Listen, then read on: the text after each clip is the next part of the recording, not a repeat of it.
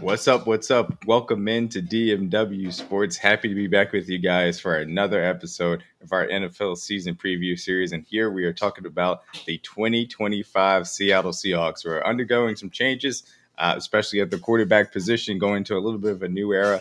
I like some players on this team, and I will say all three of the players pictured here feature what, in my opinion, is the best throwback in sports. That blue Seattle throwback is just gorgeous. So I wanted to give a nice homage to, in my opinion, the best throwback in all sports right now. But shout out to the Seattle Seahawks.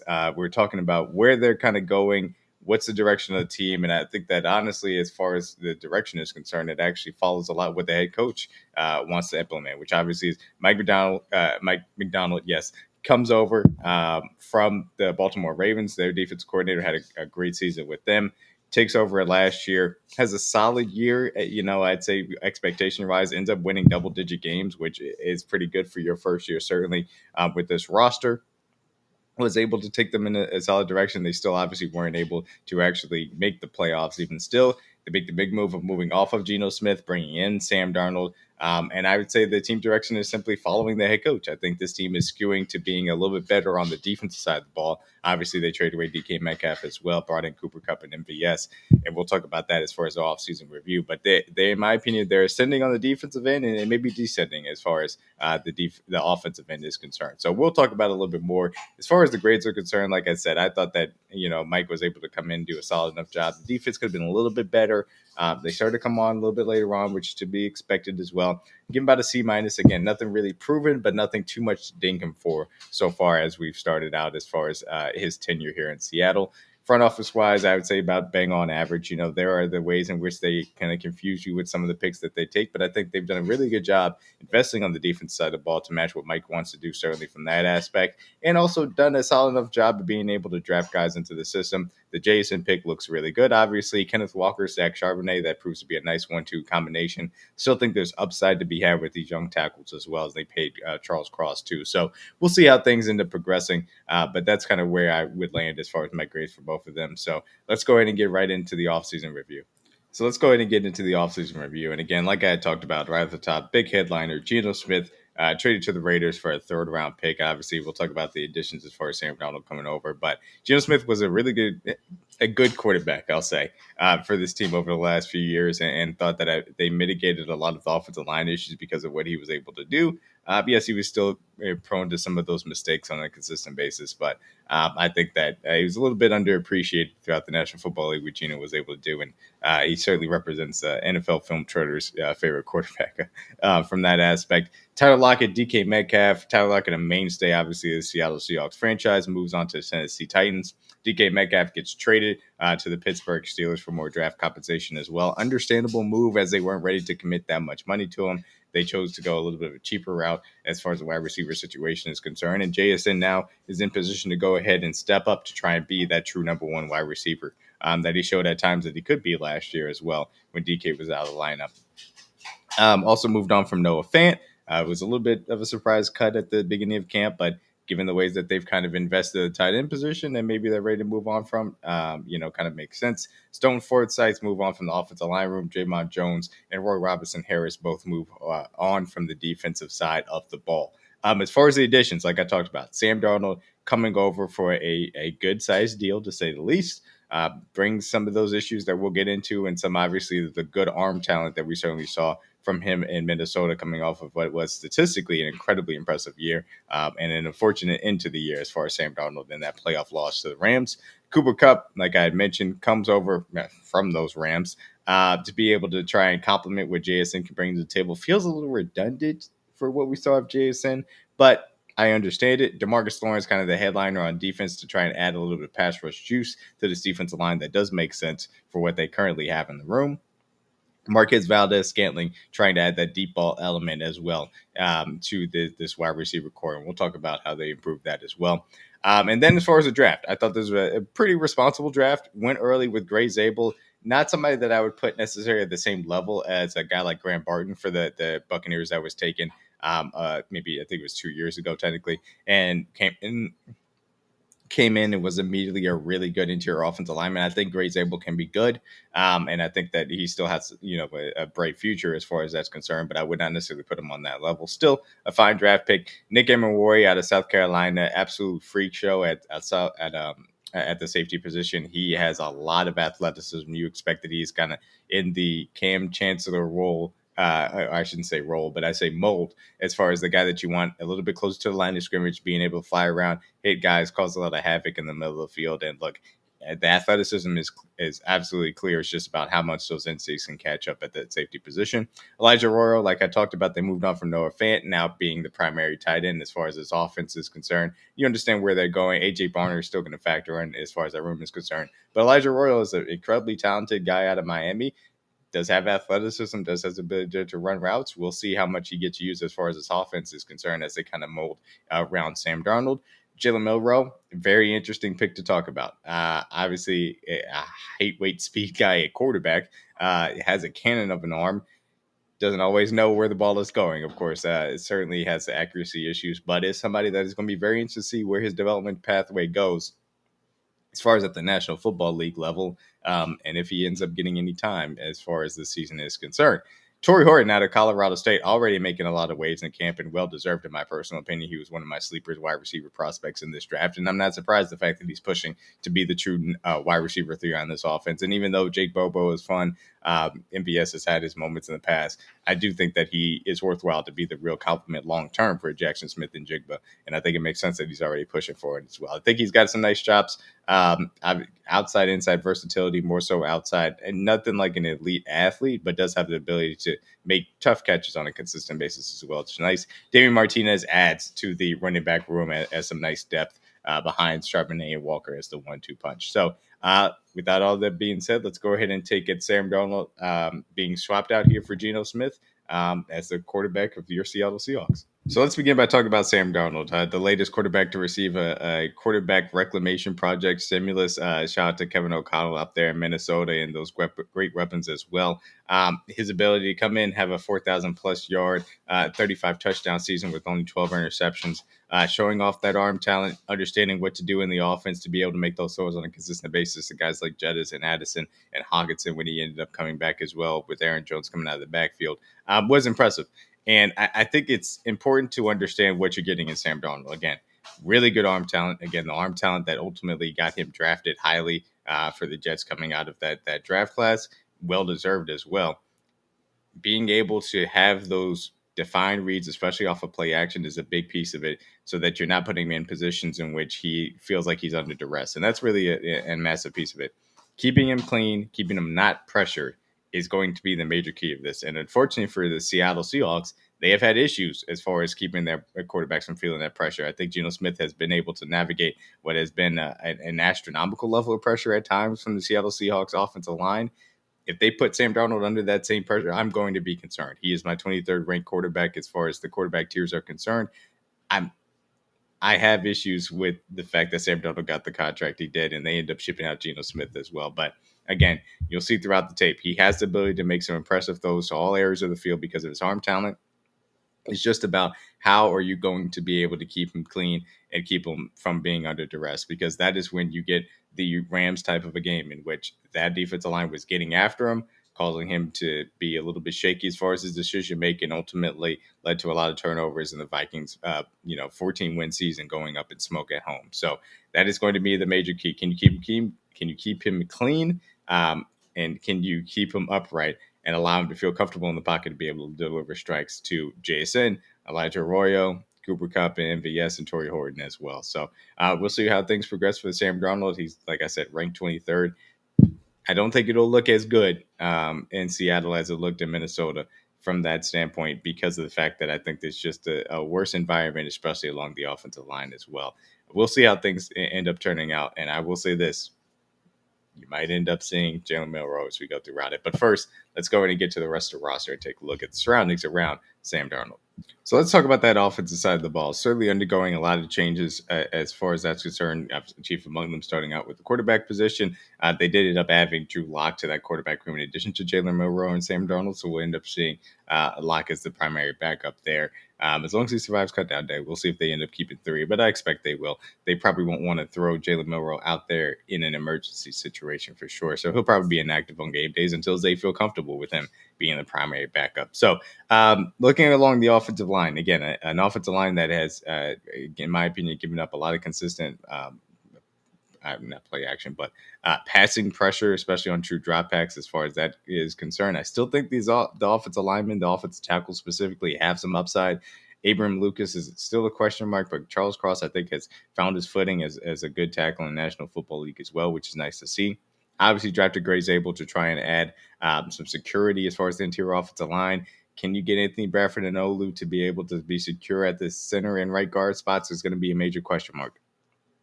The good thing about it is at least this team is in position to run the ball. I think that this is going to be a good run blocking offensive line, which is a good thing to be able to take some pressure off for Sam Darnold and obviously make that play action effective with Kenneth Walker and Zach Charbonnet providing a really good 1-2 punch as well. Kenneth Walker, a top 15 back in the National Football League at the least, and Zach Charbonnet, one of the best backups in the National Football League from that aspect too. So like the run game and what they want to kind of bore out as far as that standpoint, the use of Elijah Arroyo effectively out of Miami and AJ Barner is going to be an interesting thing, how much they want to get into 12 personnel sets with this wide receiver core. I think it makes a lot of sense. I know people are looking at Cooper Kupp as a real name. I think that he's fallen off to an extent. And so now I think it makes sense to have a lot of JSN, a lot of Torrey Horton Jr. Kind of going as the two primary wide receivers with AJ Barner and Elijah Arroyo, and keeping that threat of running the ball with Zach and Kenneth consistently in the defensive mind. So overall, a roster that makes sense and an offense, in my opinion, that I ended up giving it a C+ grade. And I think that they have a little bit of upside. It just really depends on, again, how much you can keep Sam Darnold clean and comfortable within that pocket. So let's go ahead and flip to the other side of the ball. So look, let's flip on over to the defense side of the ball. And this defense I have graded at B+. This is a defense that I really do like and I am high on and bullish on, again, at the helm of what Mike can be able to coordinate this defense up. I think that they are now going to use, and this is going to be somebody I talk about a lot, Byron Murphy II in a better way. I don't think he's a nose tackle. I think he's more of a 3-4 end, if you want to say that as that aspect, or really a true 3 technique, and allow him to really be the penetrator and disruptor that I really do feel he can. Leonard Williams is a really good defensive end as well. The fact that they were able to add DeMarcus Lawrence as kind of a situational pass rusher, or they can kind of have him play some defense end as well, makes a lot of sense too, to add some juice to this pass rush that I think has been lacking a little bit. They made bets on Derek Hall. They made bets on Boye Mafe. Obviously, they've had Uche Nwosu, who unfortunately did miss a good portion of the season due to injury as well. Can some of those other guys combined with DeMarcus Lawrence really supercharge this pass rush in addition to the interior disruption that I think Leonard Williams and Byron Murphy II could bring? Then you're cooking with gas as far as this defense is concerned. Linebacker room outside of that, it's a little bit iffy with Ernest Jones, the fourth, who came in, played well, I thought, for the Seattle Seahawks. Can they get that a repeat as far as that level of play is concerned, and then get some help next to him with Tyrese Knight? It's gonna be a little bit question mark as far as that second linebacker spot. As far as the cornerback room and the secondary as a whole, I love it. I love this secondary, man. Julian Love, awesome signing as far as the Giants are concerned. I thought he had a little bit of a breakout season. The fact that now they get to pair him with Nick Emmanwori to continue to get better. Kobe Bryant as well in that 3 safety set. I love that rotation.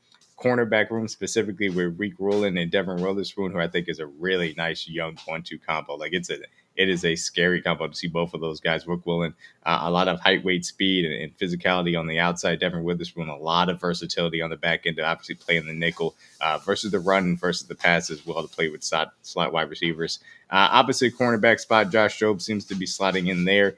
Maybe they get a little bit of Shaquille Griffin usage. We'll see. But ultimately, I think this secondary is really good. One of the best young secondaries in the National Football League. And Mike is going to have these guys flying around with the way that he schemes up defense. So B+, and obviously that's a high grade as far as that is concerned, which if you've been following along for the rest of these season previews. So I'm bullish on this defense. Let's go ahead and talk about my breakout player.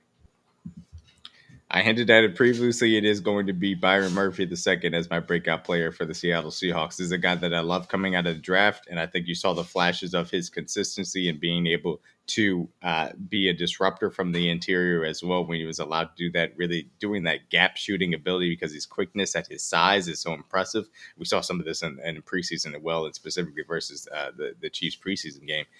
He can get down the line. He shed tackles, and it shows up as well when he's rushing the passer as well. So I think that Byron Murphy II, when used properly, has a chance to really have a breakout season, especially for a team that now is going to have even better coverage, in my opinion. I think he is going to have the type of year from an interior defensive line perspective, 7-8 sacks, that you're like, oh, this is one of the better guys in the National Football League. That's how much talent that I really do think Byron Murphy II possesses. And I can't wait to watch him, especially now that he's going to have better complementary pass rush coming off the edge, in addition to that better secondary play. So, like I said, big piece of me being bullish on defense, Byron Murphy II breaking out for the Seattle Seahawks.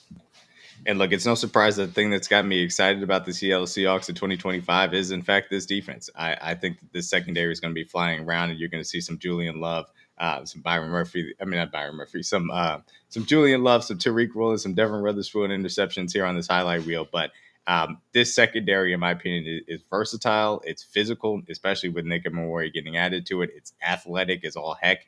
Then they play smart and with really good instincts, and that's what's required to be within Mike's scheme and system. They're going to change the picture on a lot of quarterbacks at the end of or at post snap from pre snap and confuse them to be able to get after them as well. I'm really looking forward to see some of the havoc they can cause on the back end.